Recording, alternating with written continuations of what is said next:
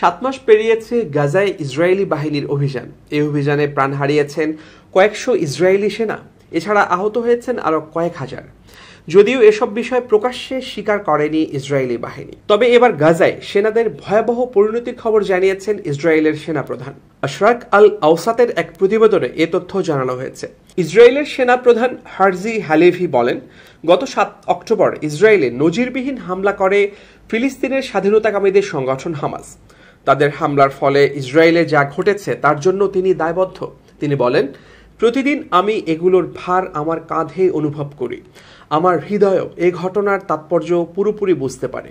সেনাপ্রধান বলেন, আমি সেই কমান্ডার যে আপনাদের ছেলে মেয়েদের যুদ্ধে পাঠিয়েছি। সেখান থেকে তারা এখনো ফিরতে পারেনি। এমন পরিস্থিতির কারণে তারা সেখানে অপহরণেরও শিকার হয়েছে।